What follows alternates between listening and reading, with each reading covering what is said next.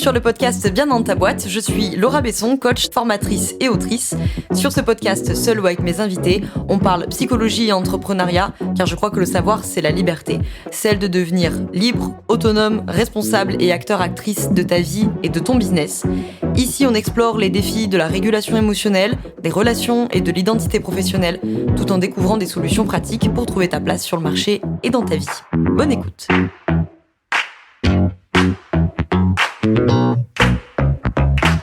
Bonjour à toi, bienvenue dans ce nouvel épisode du podcast Bien dans ta boîte. Aujourd'hui, je te retrouve avec un sujet très important pour les pros de l'accompagnement. C'est la confusion entre l'empathie et la sympathie. Grosso modo, c'est ça.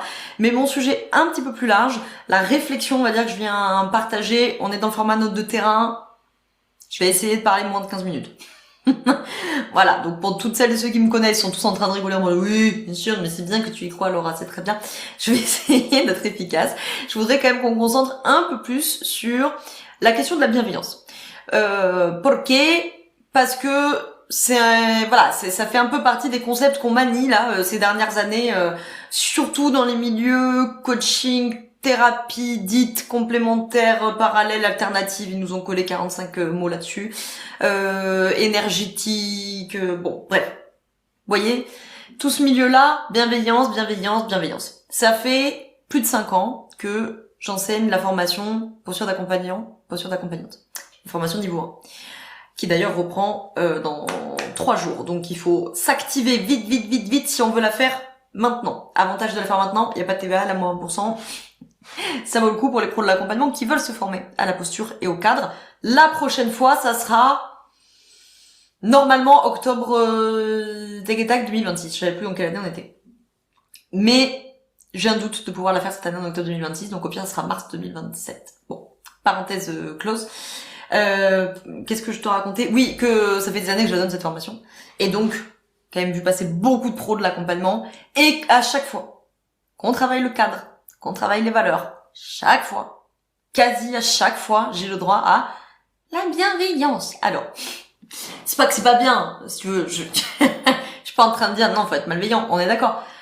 Ma thèse, réflexion pour cet épisode qu'on va quand même dérouler un petit peu, c'est que cette bienveillance, telle qu'elle est utilisée aujourd'hui dans ces milieux-là, surtout dans ces milieux-là, en tout cas parce que c'est ceux que je connais le mieux, hein, c'est peut-être le cas ailleurs, c'est souvent plutôt une stratégie d'évitement du conflit, et donc elle parle d'insécurité plus que d'une réelle valeur de bienveillance. Yé m'explique. Cette histoire empathie versus sympathie.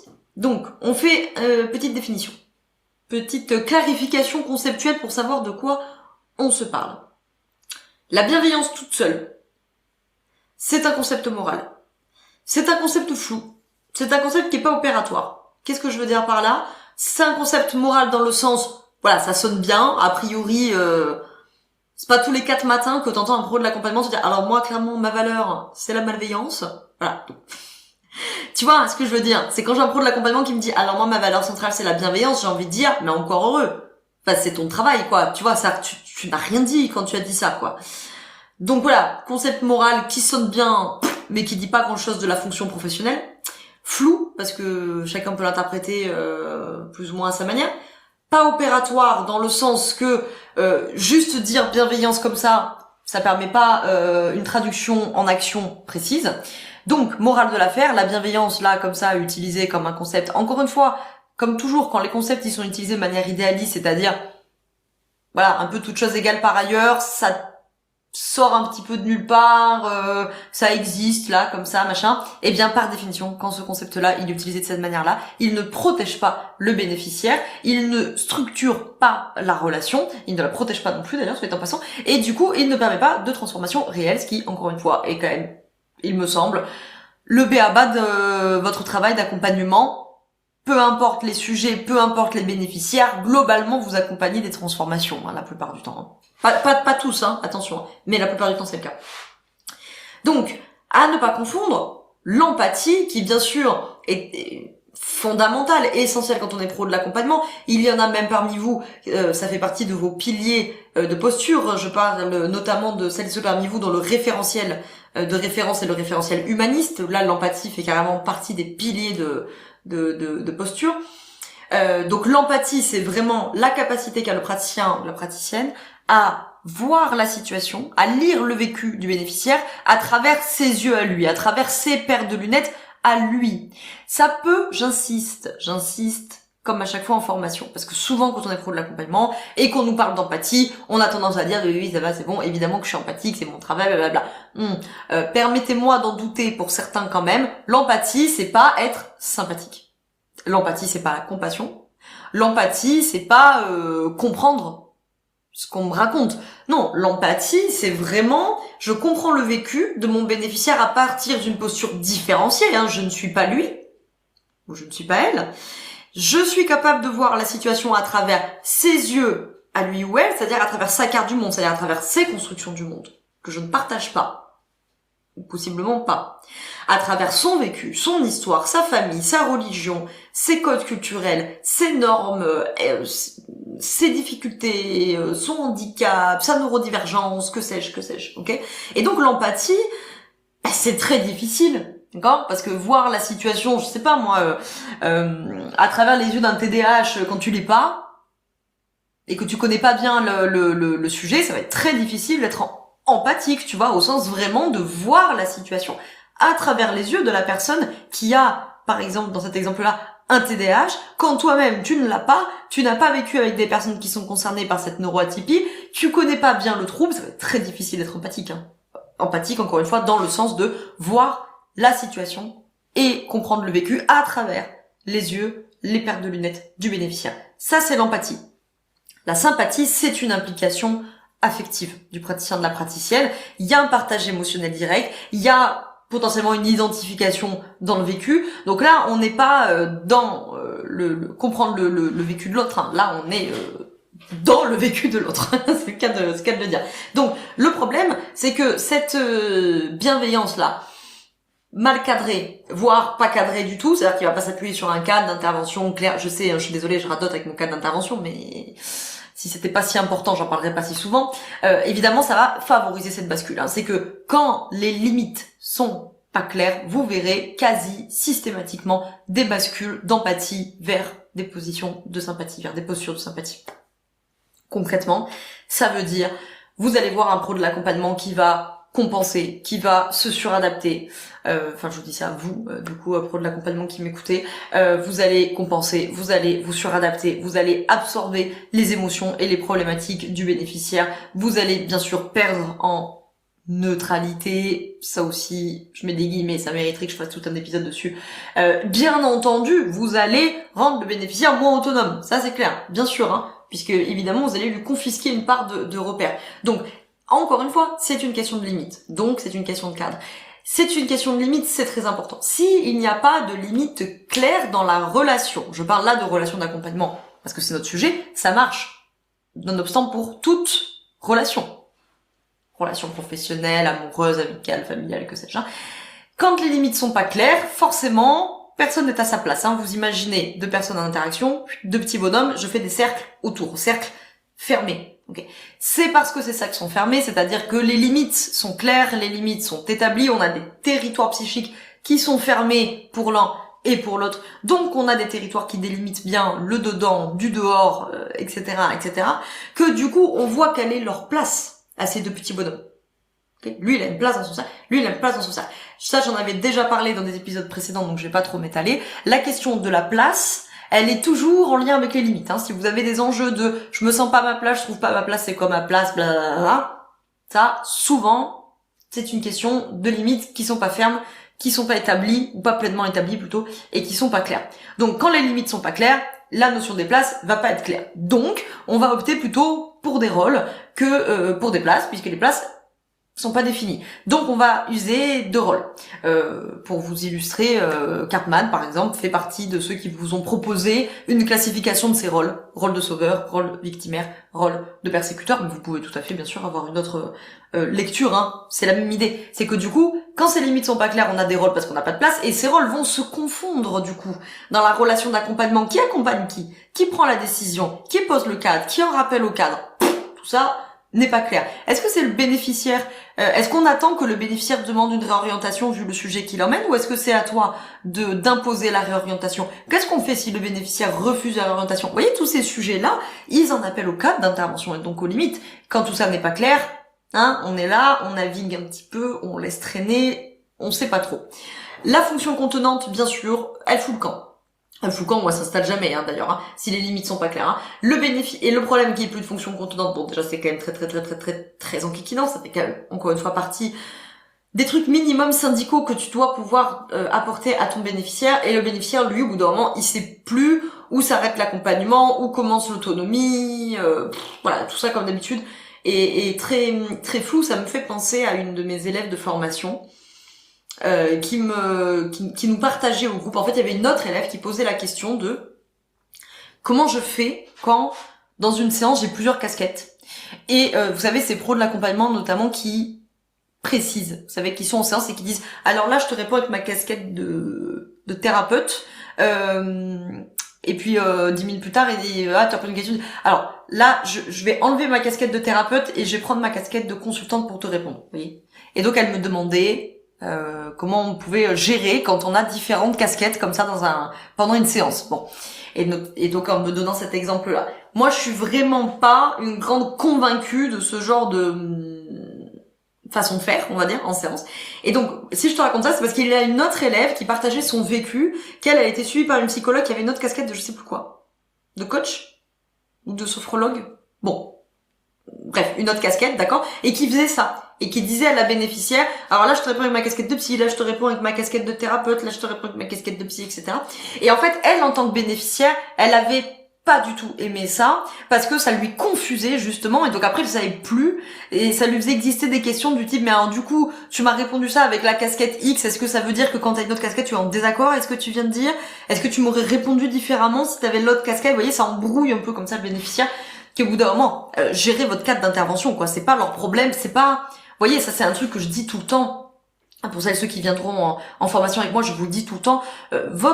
Une partie de votre travail, c'est quand même d'alléger, d'éclaircir la vie psychique des bénéficiaires qui viennent vous voir. C'est pas de les encombrer davantage avec votre vie psychique à vous. Vous voyez ce que je veux dire, hein? Et du coup, de fait, comme ça, là, quand on a des cadres qui sont pas clairs, je trouve que quelque part, on fait un peu porter aux bénéficiaires le fait, je comprends l'intention de segmenter, là je réponds avec ça, là je réponds avec ça, etc. Mais je trouve que c'est pas une manière super fonctionnelle, très efficace, parce que ça brouille le bénéficiaire, ça lui fait porter à lui le fait de faire attention à quelle casquette vous avez, de trier les informations, de les re-hiérarchiser, je vais y arriver, en fonction de la casquette que vous lui avez mentionnée, je sais pas quoi, enfin au bout d'un moment, faut gérer son... Bref. Évidemment, quand on a cette bascule empathie vers la sympathie, ça peut entraîner des glissements affectifs, bien sûr, des attentes implicites, bien sûr, des mouvements de séduction, bien sûr, et évidemment, qui dit attente implicite dit jeu psychologique, hein, la plupart du temps. Donc on va se retrouver embourbé avec des triangles de Karpman, sauveur, persécuteur, victime, etc., etc. Je rappelle, c'est la même logique avec vos relations personnelles, hein, vos relations de couple, vos relations professionnelles, vos relations avec vos collègues, avec vos amis, je sais pas quoi. Quand les limites sont pas claires, quand elles sont pas établies ou 100% établies, et bien du coup, nécessairement, on va avoir, ça peut se voir des fusions de territoires, hein. Et quand il y a fusion des territoires, eh bien la responsabilité, elle se dilue, tout le monde perd en sécurité, hein. Et au mieux, c'est le gros bazar.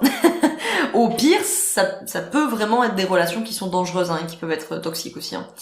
Donc voilà, sous couvert de faut être bienveillant, faut être bienveillante, je sais pas quoi, très souvent, ce que j'ai pu voir en formation, c'est des pros de l'accompagnement qui veulent surtout éviter la confrontation, par peur du conflit, parce que souvent on n'est pas très à l'aise de parler de confrontation avec les bénéficiaires, et pourtant c'est une compétence importante des pros de l'accompagnement, la capacité à aller à la confrontation, à la gérer. J'ai dit confrontation, hein, j'ai pas dit violence, hein. Évidemment. Voilà, donc sous couvert de bienveillance, souvent ce qu'on voit, c'est en fait, je ne veux pas me confronter parce que je veux pas de conflit, je ne veux pas frustrer, je ne veux pas déranger, je veux assouplir le cadre, voire il n'y a pas de cadre, ou il y en a très peu, quoi. On laisse passer des comportements qui sont un peu problématiques, sans réaction très claire. Bon, bref, morale de l'affaire, hein, tu vois bien, la relation est floue, donc la relation est insécure. Et je le rappelle, pour la 25e fois, il me semble quand même qu'assurer la sécurité de vos bénéficiaires, c'est le minimum du minimum déontologique, syndical, que vous devez à vos bénéficiaires. Et accessoirement, pour vous aussi, ça vous évitera beaucoup de problèmes. Et puis du coup, nécessairement, il n'y a pas de transformation durable là-dedans. Il y a peut-être, des changements de niveau 1, je vous en renvoie au travail de Reynaldo Perron et Yara Domitnofal sur les niveaux de changement, c'est-à-dire des changements dans le même cadre de référence, c'est-à-dire qu'on utilise les mêmes solutions pour les mêmes problèmes, ou peut-être des solutions nouvelles, mais pour les mêmes problèmes, et donc du coup, les mêmes solutions pour des problèmes différents, pardon, c'est dans l'autre sens, et du coup, on est sur des solutions qui sont de faire plus ou moins de la même chose, qui sont dans le même répertoire de comportement, voilà. Il n'y a pas de changement, comme ils appellent, hein. C'est-à-dire, il n'y a pas de changement de cadre de référence, quoi.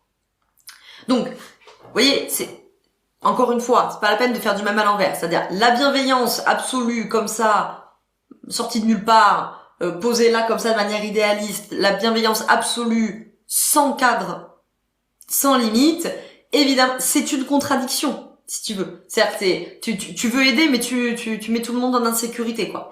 Et de l'autre côté, si on a une bienveillance qui ne serait finalement pas vraiment présente, parce qu'en fait, il y a que du cadre, il y a que de la rigidité, parce qu'en fait, on a peur, et donc du coup, tu vois, métaphoriquement, on tisse comme ça du fil barbelé autour de notre petite limite, parce qu'en fait, c'est des petites limites en carton, alors ça prend la flotte, et puis ça prend le vent, et puis c'est vite tombé, et compagnie.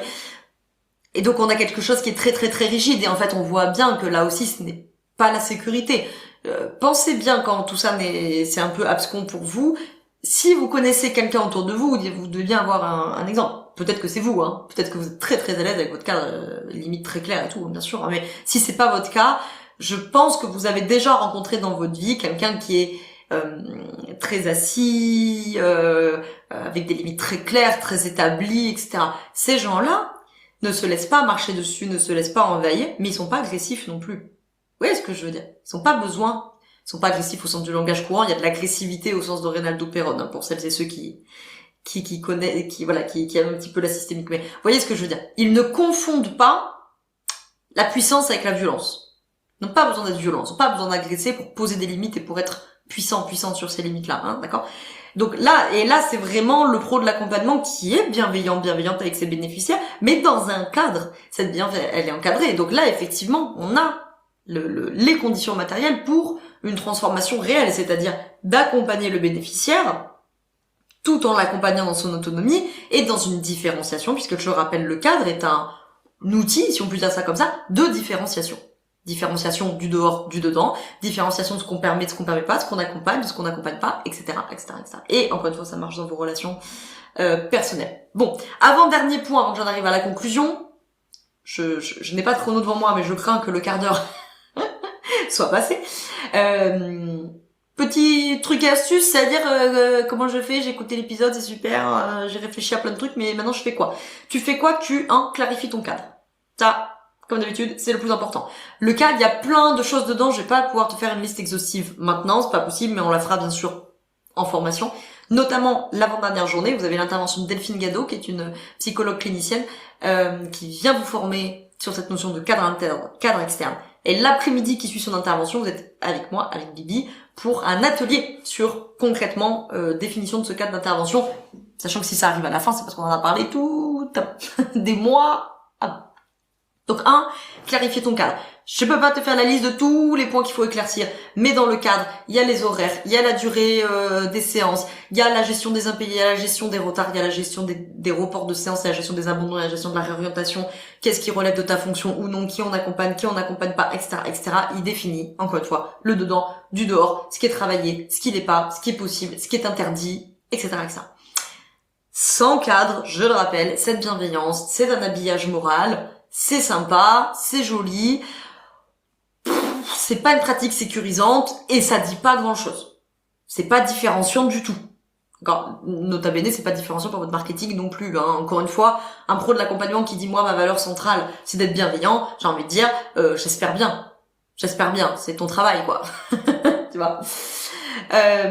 Deuxième chose à faire, ça va un peu avec le cadre, hein, c'est définir les limites. qui on accompagne pas, qu'est-ce qu'on fait pas, etc. Et quelles sont les conséquences d'une limite qui est dépassée.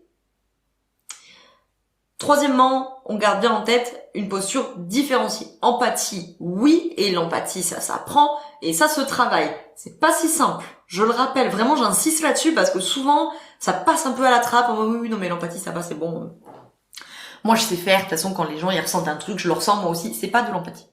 Enfin, c'est pas de l'empathie, j'exagère. Bien sûr que c'est de l'empathie affective, mais vous voyez ce que je veux dire, c'est pas ce qu'on attend de vous en tant que pro de l'accompagnement. C'est pas uniquement ce qu'on attend de vous en tant que pro de l'accompagnement. Hein. Donc, empathie, oui, ça s'apprend, ça se travaille, c'est pas si simple, et c'est pas si simple aussi quand on a des bénéficiaires avec lesquels on n'est pas d'accord, avec lesquels on a des valeurs très opposées, ou qui ont commis des actes avec lesquels on n'est pas du tout d'accord, ou qui ont pensé des actes avec lesquels on n'est pas du tout d'accord. Donc empathie, oui. Implication affective au sens sympathie, non. Je préciserai un petit truc après. Hein. La responsabilité, hein, bien sûr, comme d'habitude, votre rôle est quand même, entre autres, de contenir le système émotionnel du bénéficiaire et pas de l'absorber. Chacun sa place. Et pour que les places soient claires, il faut que les limites soient claires.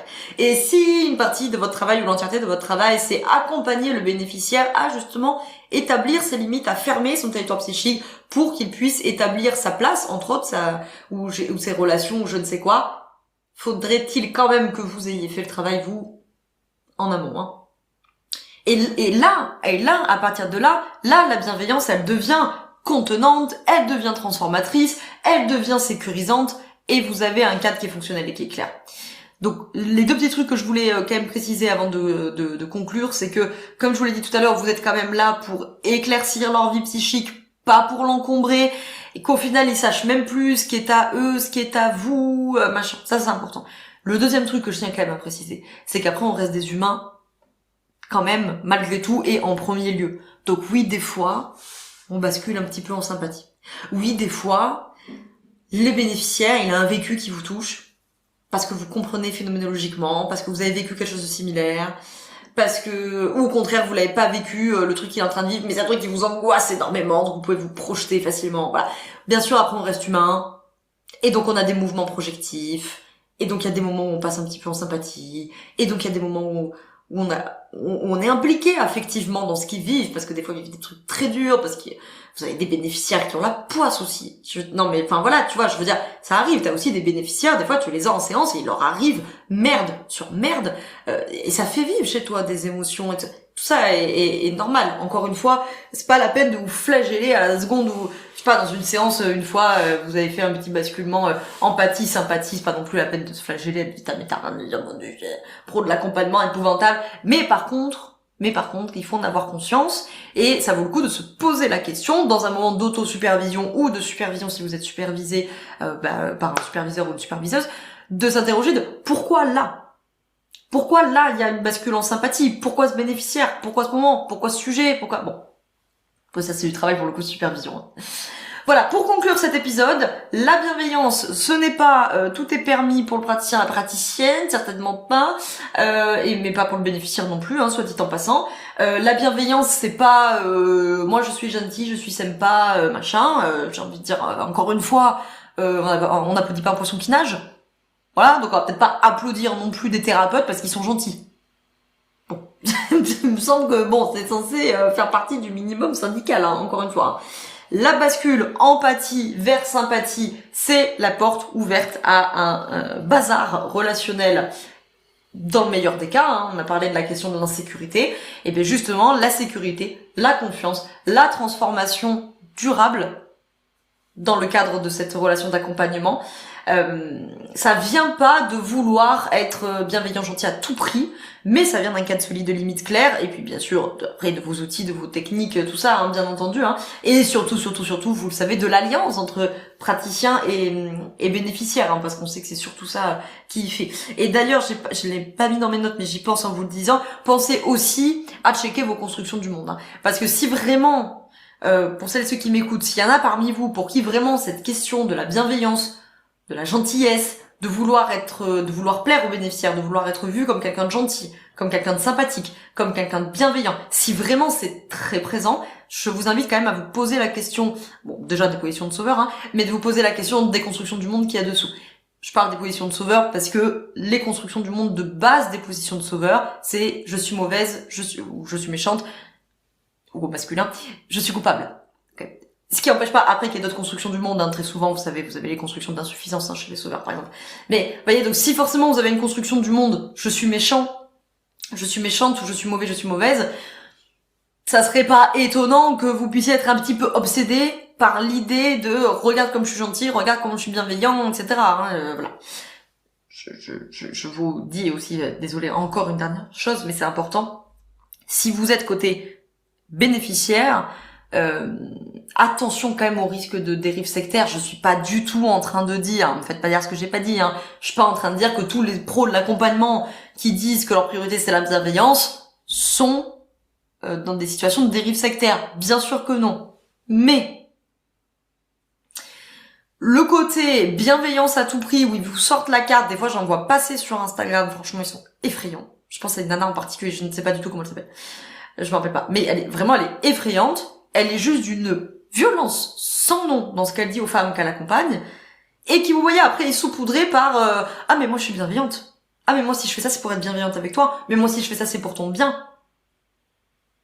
Alors que la bénéficiaire, elle est en larmes. Hein. Donc là, vous voyez, vous avez littéralement la position de sauveur. Hein.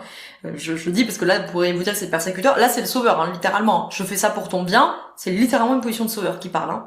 Mais, comme je vous le dis souvent, qui dit sauveur, dit pas gentil. Qui dit bienveillant, dit pas forcément gentil non plus. Voilà.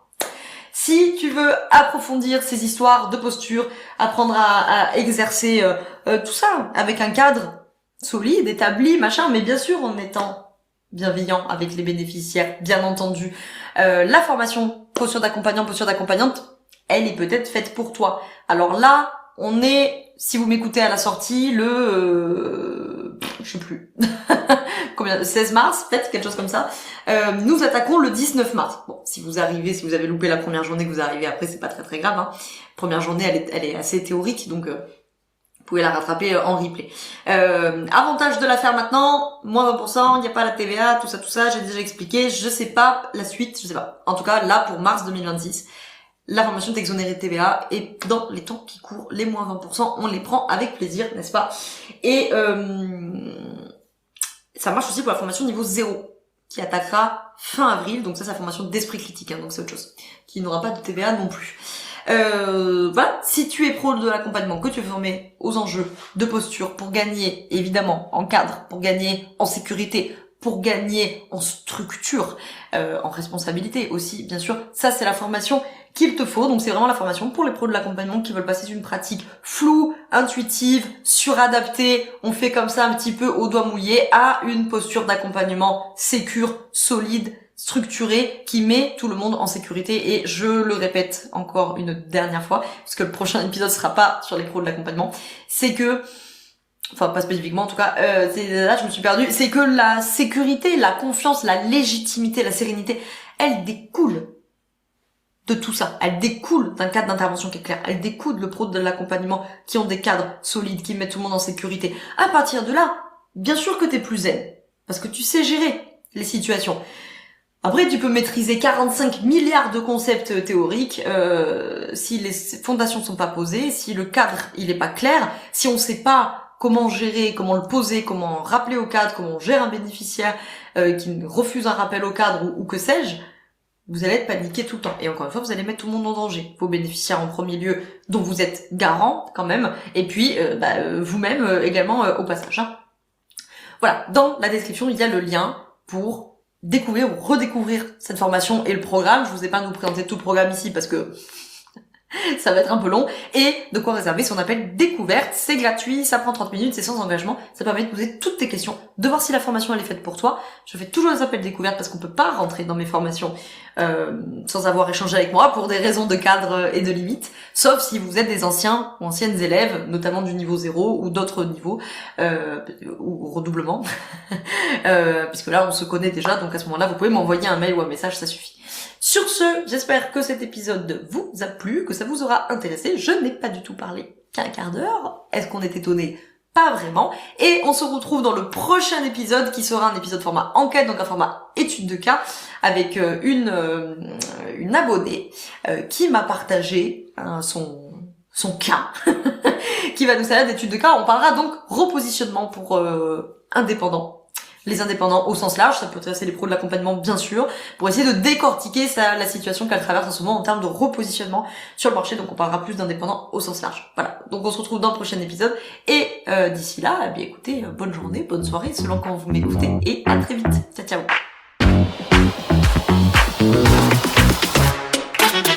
Je te remercie d'avoir écouté cet épisode jusqu'au bout. Tu peux retrouver l'ensemble des informations et des liens en description de cet épisode. Si tu as des idées, des suggestions, ou si tu as tout simplement aimé cet épisode et que tu veux me le dire, direction Apple Podcast pour laisser un commentaire et 5 étoiles. C'est ce qui permet au podcast d'aider plus de personnes et ça permet aussi de me soutenir. Tu peux aussi partager cet épisode à un entrepreneur ou une entrepreneuse qui pourrait en avoir besoin.